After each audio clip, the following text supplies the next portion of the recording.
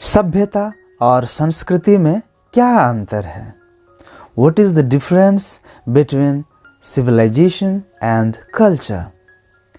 दोनों शब्द समान हैं या अलग अलग हैं, भिन्न हैं?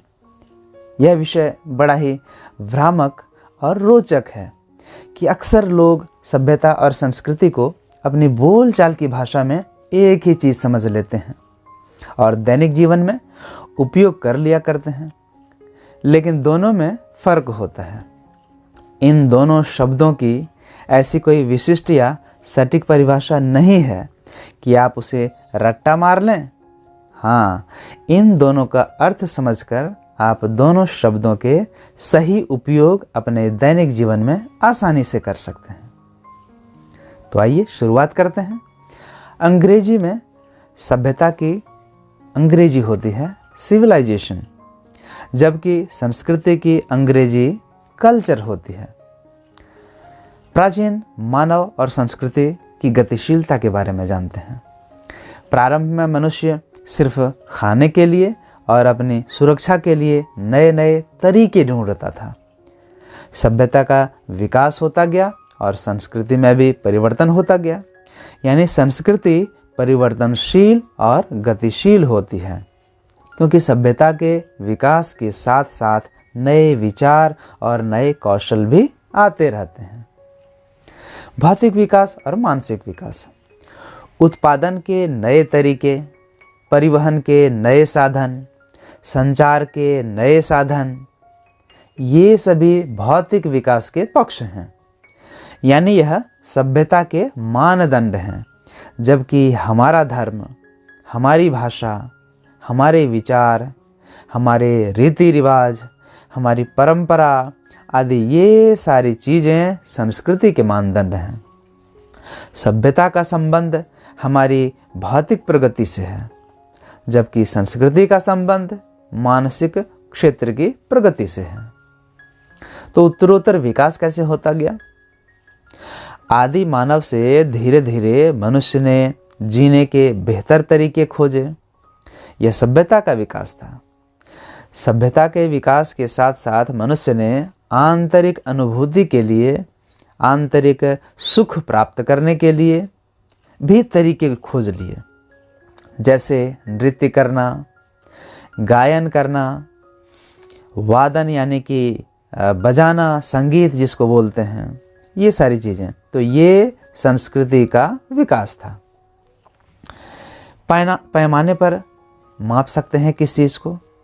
सभ्यता को पैमाने से मापा जा सकता है, मतलब कोई उसकी इकाई होती है, क्योंकि इसमें भौतिक पक्ष प्रधान होता है, जबकि संस्कृति को मापने का कोई विशेष पैमाना नहीं होता, क्योंकि उसमें वैचारिक पक्ष प्रबल होता है।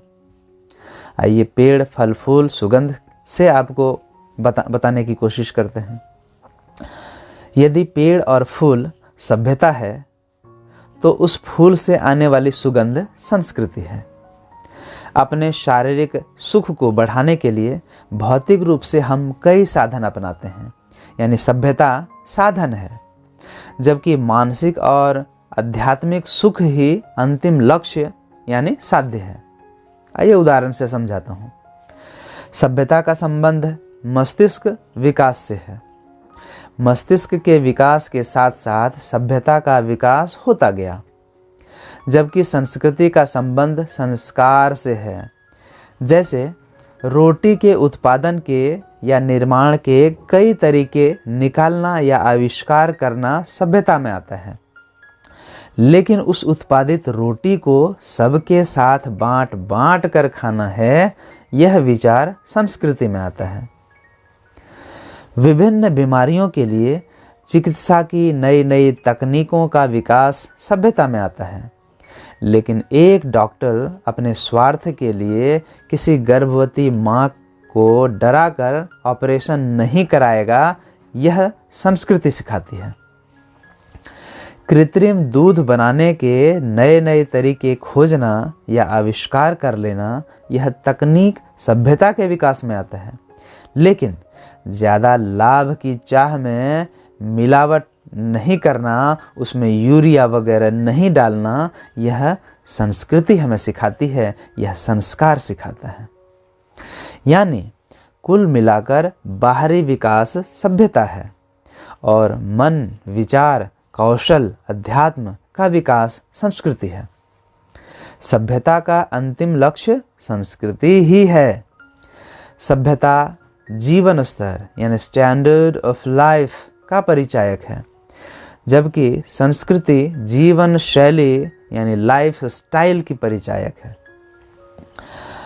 एक बात यहाँ नोट करना जरूरी है, यह जरूरी नहीं है कि जिसकी सभ्यता ज़्यादा विकसित होगी उसकी संस्कृति भी उतनी समृद्ध होगी।